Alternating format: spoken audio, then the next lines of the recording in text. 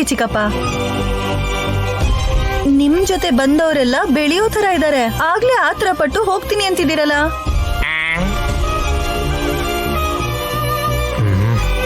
ನೈನಿ, ಯಾಕೆ ಹೀಗೆ ಮಾತಾಡ್ತಿದ್ಯಾ? ಅಯ್ಯೋ, ಹೀಗೆಲ್ಲ ಹೇಳ್ಬಾರ್ದಾ? ಮನ್ಸಲ್ಲಿರೋ ಮಾತು ಹೇಳಿದ್ರೆ ಇಲ್ಲಿ ತಪ್ಪು ಅಂತ ಹೇಳ್ತಾರ.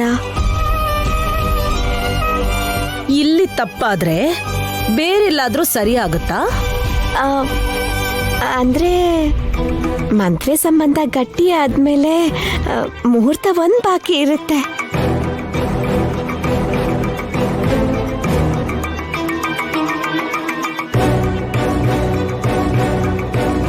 ಇದೇನ್ ಮಮ್ ಇದು? ನೈನಿ ಈ ತರ ಮಾತಾಡ್ತಿದ್ದಾಳೆ. ನೀವು ನನ್ನ ಸೊಸೆಯಾಗಿ ಮಾಡ್ಕೊಳಕ್ ಮುಂಚೆನೆ ವರ್ಷ ಬೆಳೆಸ್ಕೊಂಡ್ ಮಾತಾಡ್ತೀರಾ?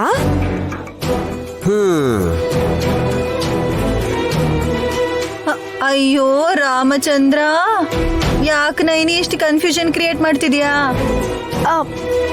ನಾನ್ ಸರಿಯಾಗಿ ಮಾತಾಡ್ತಿದ್ದೀನಿ ಅಕ್ಕ.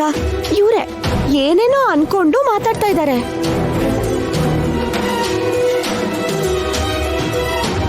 ಒಂದ್ ನಿಮಿಷ,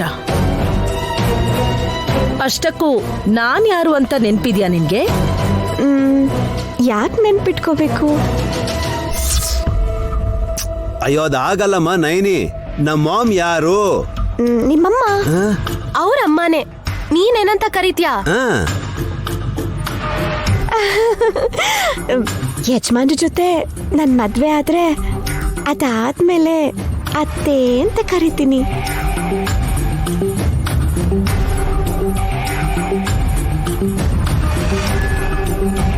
ಇದೇ ಪರಿಸ್ಥಿತಿ ನೈನಮ್ಮ ಕೆಲವು ವರ್ಷ ಹಿಂದೆ ಹೋಗಿದ್ದಾಳೆ ಅಂತ ಅನ್ಸತ್ತೆ. ಲಂಗ ದಾವಣಿಯಿಂದಾನೇ ಹೀಗೆಲ್ಲ ಆಗಿದ್ದು. ಈಗ ನೋಡಿ ಹೇಗೆ ಆಡ್ತಿದ್ದಾಳೆ.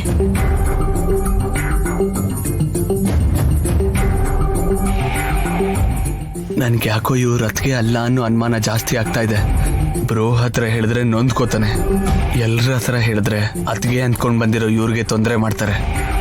ಈ ಮ್ಯಾಟ್ರನ್ನ ಯಾರಿಗೂ ಹೇಳ್ದಂಗೆ ಡೀಲ್ ಮಾಡ್ಬೇಕು. ನೈನಿ, ಇದೆಲ್ಲ ಹಾಗೆ ಇರ್ಲಿ ಬಿಡು. ಈ ಮಗು ಯಾರು ಹೇಳು? ಅಯ್ಯೋ, ಕೇಳದೆ ಮರ್ತೋದಕ್ಕ. ಯಾರ್ತಿ ಮಗು? ನಿನ್ ಮಗಳು. ಇಲ್ಲಿ ನೋಡಿ, ಇಲ್ಲಿ ನೋಡಿ. ನೀವ್ ಮರ್ಯಾದೆಯಾಗಿ ಮಾತಾಡಿದ್ರೆ ಒಳ್ಳೇದು.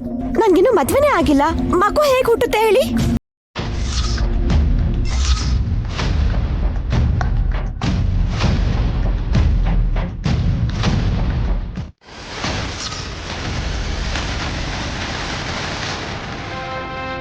ಇಷ್ಟು ಬೇಗ ಹೇಗೆ ಹುಷಾರಾದ್ರಿ ಅತಿಗೆ? ಕಾರಣ ಇದೆ ವಿಕ್ರಾಂತ್ ಅವ್ರೆ. ಅದು ಈ ರಹಸ್ಯನ ಯಾರಿಗಾದ್ರೂ ಹೇಳಿದ್ರೆ 3 ತಿಂಗಳ ಗಡಿ ನೀನೀಗ ಸೇರೋಂತ ದೇಹದಿಂದನೂ ಆಚೆ ಬಂದ್ಬಿಡ್ತೀಯ. ಏನಾ ಕಾರಣ? ಡಾಕ್ಟರ್ ಕೊಟ್ಟಿರೋ ಟ್ರೀಟ್ಮೆಂಟ್. ಅದಕ್ಕೆ ನಾನು ಇಷ್ಟು ಬೇಗ ಹುಷಾರಾದೆ.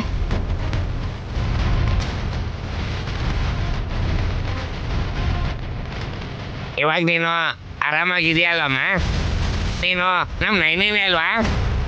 ನಾನಲ್ಲ ಅಂದ್ರೆ ಇನ್ಯಾರು ನೈನಿಯಾಗಿ ಬರ್ತಾರೆ ಚಿಕ್ಕಪ್ಪ?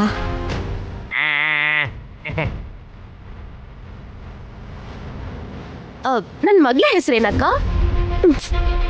ಉಲುಚಿ.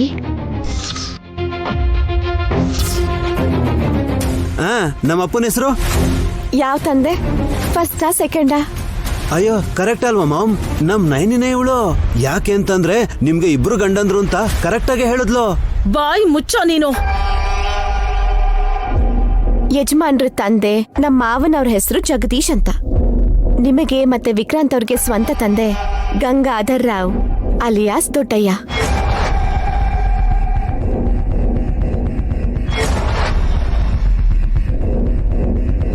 ಸಾಕಾ ಇಲ್ಲ ಇನ್ನೂ ಏನಾದ್ರೂ ಇನ್ಫಾರ್ಮೇಶನ್ ಬೇಕಿತ್ತಾ? Naini is back to form. ಇವಾಗಿದೆ ನೋಡಿ ನಿಮಗತ್ತೆ. ಗಾಯತ್ರಿ, ನೀನು ಗಾನವಿ ಹಾಲು ಕುಡಿತೀರಾ? ಬಾ. ಥ್ಯಾಂಕ್ ಗಾಡ್, ನೈನಿ ಟೋಟಲಿ ಗುಣ ಆಗ್ಬಿಟ್ಟಿದ್ದಾಳೆ.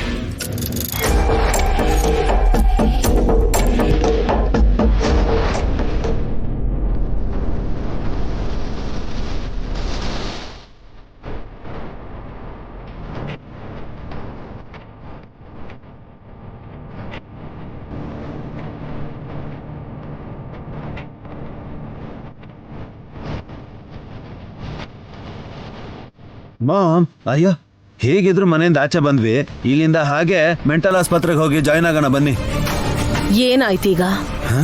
ಅಯ್ಯೋ ಇಲ್ಲೇ ಇದ್ರೆ ನೈನಿ ನಮ್ಮಿಬ್ರು ತಲೆನ ಕೆಡ್ಸಿ ಆಮೇಲೆ ಆಸ್ಪತ್ರೆಯಲ್ಲಿ ನಮ್ಗೆ ಜಾಗನೂ ಸಿಗ್ದಿರೋ ತರ ಮಾಡ್ಬಿಡ್ತಾಳ ಮಾಮ್.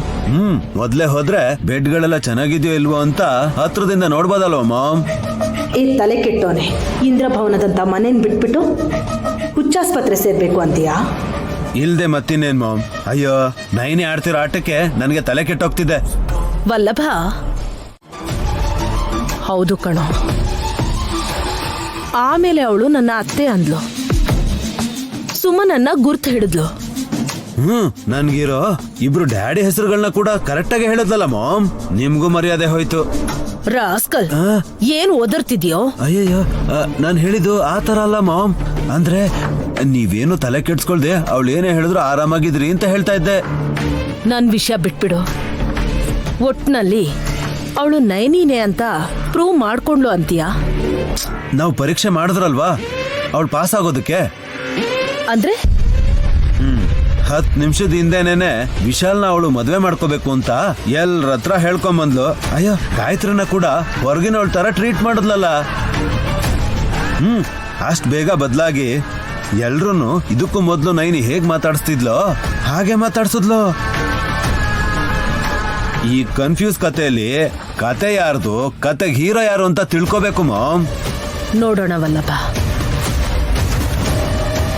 ನೈನಿ ತಲೆಗೆ ಪೆಟ್ಟಾಗಿ ಹೀಗ್ ಮಾಡ್ತಿದ್ದಾಳ, ಇಲ್ಲ ಅಂದ್ರೆ ನಮ್ ತಲೆಗೆ ಯೋಚನೆ ಅನ್ನೋ ಹುಳಾನ್ ಬಿಡೋದಿಕ್ಕೆ ಅವಳು ಬೇಕು ಅಂತಾನೆ ಹೀಗ್ ಮಾಡ್ತಿದ್ದಾಳ ನೋಡ್ಬೇಕು. ಹೇಳಕ್ಕಾಗಲ್ಲ ಮಾಮ್.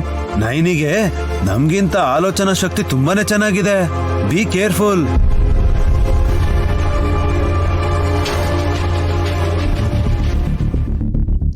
ಸಿಸ್ಟರ್